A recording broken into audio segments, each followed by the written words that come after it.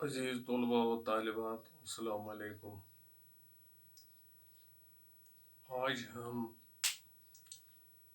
شبیب رضوی کی غزل کی تشریح کرنے جا رہے ہیں، لیکن غزل کی تشریح کرنے سے پہلے ہم یہ دیکھیں گے، تھوڑی بہت جانکاری حاصل کریں گے شبیب رضوی کے حالات زندگی کے بارے میں۔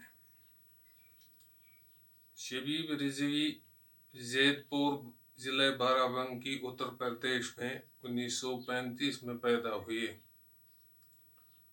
آپ کے والد محترم سید موعد حسین 5 سال کی عمر میں ہی اپنے بیٹے کو چھوڑ کر چلے گئے، یعنی وہ شبیب رضوی 5 سال کی عمر میں ہی تھے کہ آپ کے والد کا انتقال ہو گیا۔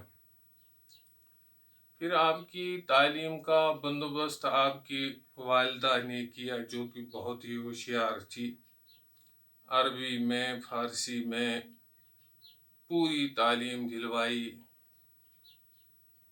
پھر اس کے بعد شبیب رضوی نے 1959 میں طب کے میدان میں اعلیٰ ڈگری حاصل کی اور 1963 میں وہ سری نگر میں طبیہ کالج میں بحیثیت میڈیکل آفیسر تعینات ہو گئے۔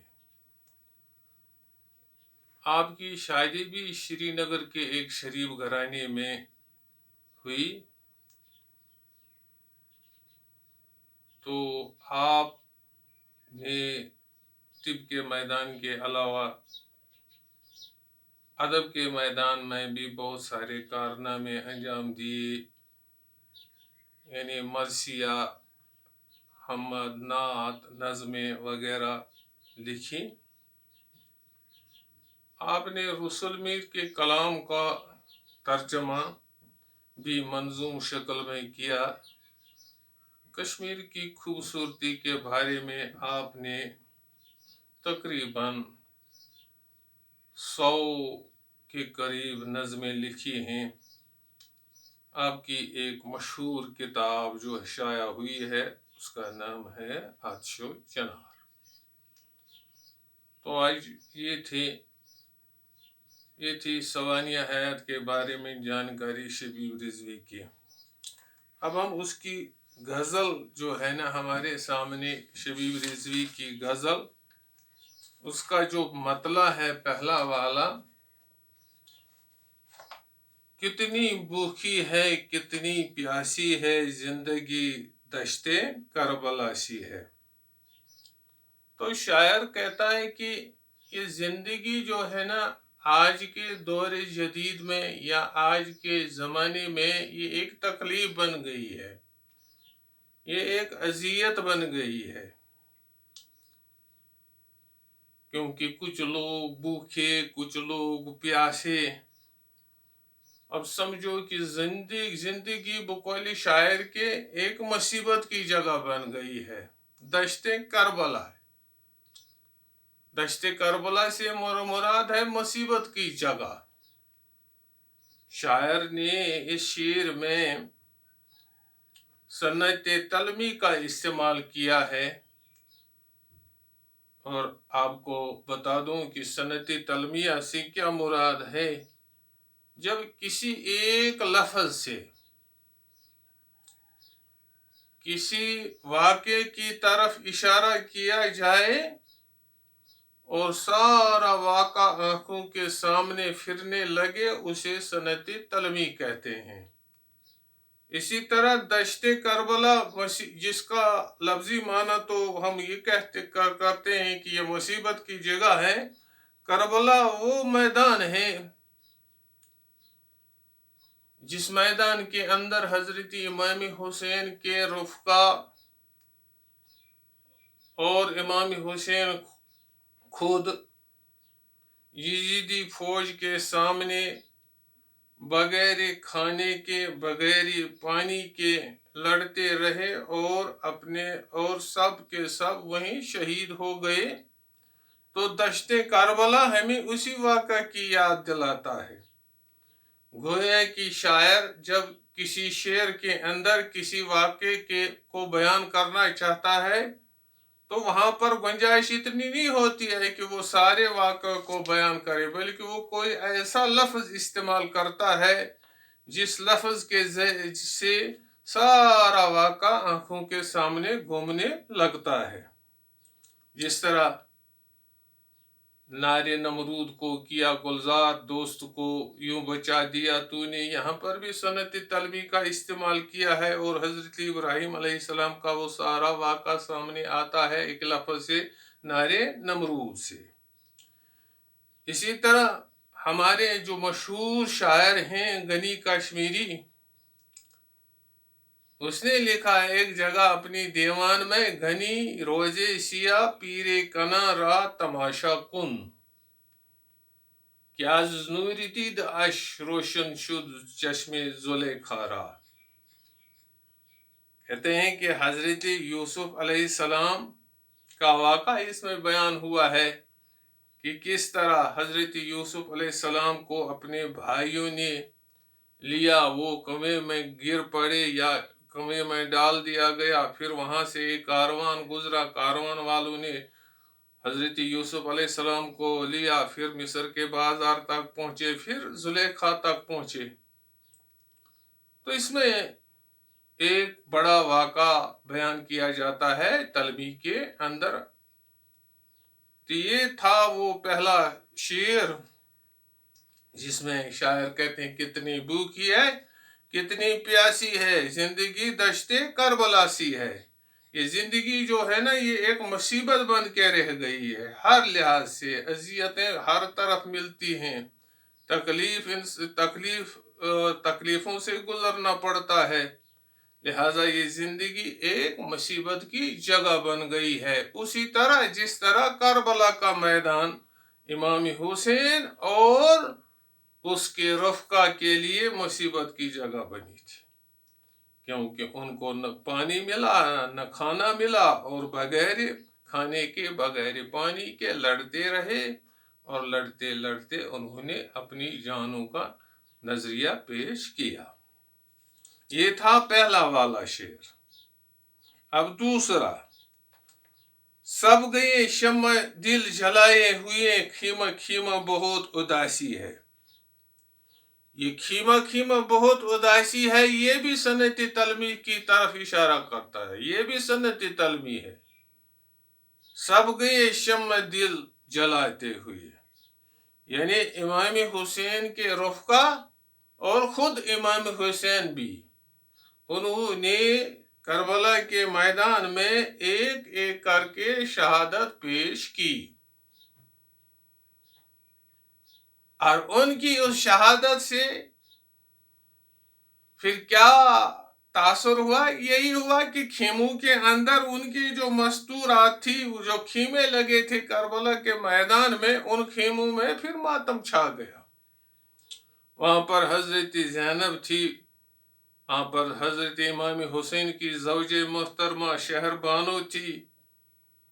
یہ اندازہ ہم خود بھی کر سکتے ہیں کہ جب کسی کا بھائی، کسی کا شوہر میدانی جنگ میں شہید ہوا ہو اور خیمے میں بیٹھی بہن یا زوج محترمہ، وہ کس حالت میں ہوں گی، کس پریشانی میں ہوں گی، وہاں کیسا ماحول ہوگا؟ وہاں تو غم کا ہی ماحول ہوگا۔ یہ تھا دوسرا والا شعر۔ اسی طرح تیسرا شعر جو ہے، اس نے کتنی لطیف بات کہی، خود شناسی خدا شناسی ہے۔ کہتے ہیں کہ کیسی خوبصورت بات ہمارے سامنے رکھی ہے کہ جب کوئی انسان خدا کو ڈھونڈنے کے لیے، خدا کو پانے کے لیے نکلتا ہے تو اس کو خدا نہیں ملتا ہے، بہت کوشش کرنے کے بعد بھی اسے خدا ملتا نہیں ہے، وہ خدا کو ڈھونڈتا رہتا ہے، خدا کی تلاش میں نکلتا ہے، لیکن اسے خدا ملتا نہیں ہے۔ اس کی ایک وجہ یہ ہوتی ہے جو انسان خدا کو پہچاننے کے لیے، خدا کو ڈھونڈنے کے لیے نکلے، اس کو ڈھونڈنے سے پہلے اپنے آپ کو پہچاننا چاہیے. یعنی خود شناسی خدا شناسی ہے. یعنی خدا کو وہی پہچان سکتا ہے، خدا اس سے مل سکتا ہے جو پہلے پہل اپنے آپ کو پہچان لے، اپنے وجود پر غور کرے، تو اسی کو خدا مل سکتا ہے. علامہ اقبال نے کس خوبصورت انداز میں اس بات کو بیان کیا ہے اپنی ایک ربائی میں. کرا جوئی چرا در پیش تابی، تو پیدا است او زیر نکابی، تلاش او کنی جز خود نبینی، تلاش خود کنی جز او نیابی. یعنی ارے انسان، تو کس کی چیز کی تلاش میں نکلا ہے؟ جس چیز کو تو تلاش کرتا ہے اسی نے تمہیں پیدا کیا ہے، وہ تمہارے وجود کے اندر کہیں چھپا ہوا ہے. اب اگر تو اس کو تلاش کرے گا، اس کو ڈھونڈنے کو نکلے گا، اپنے بغیر اس کو کہیں نہیں پائے گا. اب اپنی تلاش کرے گا میں کیا ہوں، تو اس کو خدا کے بغیر نہیں پا سکتے. تو علامہ اقبال نے اس کو زیادہ ہی خوبصورت انداز میں بیان کیا ہے اپنی ایک ربائی میں. اس نے کتنی لطیف بات کہی ہے. خود شناسی خدا شناسی ہے. خدا کو وہی پا سکتا ہے جو انسان خدا کو پانے سے پہلے اپنے آپ پر غور کرے اور اپنے آپ کو پہچان لے. جس نے اپنے آپ کو پہچانا اس نے خدا کو پہچانا، کیونکہ یہ حضرت علی کا قول ہے، من عرفہ نفسہ فقد عرفہ ربہ. جس نے اپنے نفس کو پہچانا اس نے خدا کو پہچانا. یہ تھا یہ تیسرا والا شعر شبیب رضوی کا. پھیل جائے تو ایک کتاب ہے، بنے بات کہنے میں جو ذرا سی ہے. شاعر کہتا ہے کہ اگر معمولی بات پر غور کریں گے، غور خوض کرنے کے بعد ہم اس کے بارے میں ایک بہت بڑی کتاب بھی مرتب کر سکتے ہیں. مثال کے طور پر اگر صرف اس چیز پر کو غور کریں کہ زندگی کیا ہے تو یہ کہنے میں ایک معمولی سا لفظ زندگی، لیکن اگر اس پر غور خوض کریں گے کہ یہ زندگی شروع کہاں سے ہو گئی، اور اس زندگی کو شروع کس نے کیا، اور زندگی کے شروع کرنے کے مقاصد کیا تھے، پھر جب زندگی کا آغاز ہوا کیا زندگی بخشنے والوں کو، زندگی دینے والوں نے وہ کام پورے کیے جس کے لیے اس کو زندگی عطا کی گئی تھی. تو اگر اس بات پر اچھی طرح سے غور خوض کریں، غور خوض کرنے کے بعد اس پر ہم ایک بہت بڑی کتاب بھی لکھ سکتے ہیں. لیکن اگر ہاتھ پر ہاتھ دھرے بیٹھیں گے تو پھر یہ تو ایک لفظ ہے، معمولی سا لفظ ہے. لیکن اگر اسی لفظ پر یعنی زندگی کے اس لفظ پر غور خوض کیا جائے تو اس پر ایک بڑی کتاب بھی ہم لکھ سکتے ہیں. تو یہ تھا اس کا چوتھا شعر. پھر پانچواں شعر جو اس کا مقطع ہے، اس غزل کا، شبیب رضوی کی غزل کا جو مقطع ہے وہ ہے، زندگی خودکشی نہ کر لے کہیں، ہر تمنا خفا خفا سی ہے. انسان کے پاس تمنائیں، آرزوئیں، خواہشات بہت ساری ہیں، اور زندگی بھر ان تمناؤں کو، اپنی خواہشات کو، اپنی آرزوؤں کو پورا کرنے کی وہ کوشش کرتا ہے. لیکن ہر ایک تمام خواہشیں، تمام جو یہ تمنائیں یہ پوری نہیں ہوتی ہیں. انسان کوشش کرتا رہتا ہے اپنی تمناؤں کو، کیونکہ تمنائیں کبھی پوری نہیں ہوتی ہیں. جب ایک خواہش پوری ہوتی ہے انسان کی تو وہ دوسری خواہش उभरती है उसके मन में। जब वो ख्वाहिश भी पूरी होती है तो और एक ख्वाहिश उभरती है। तो इंसान अपने ख्वाहिशात को पूरा नहीं कर सकता है।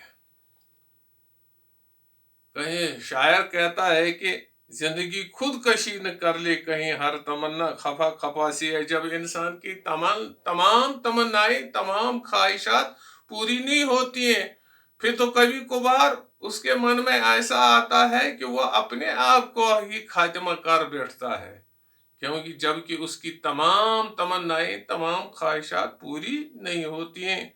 तो फिर वो क्या करता है कि वह अपने आप को ही मार डालता है, या अपने आप को ही कोई ऐसी तकलीफ में फंसा देता है जहां से फिर वो निकल नहीं सकता। बाकी वस्सलाम।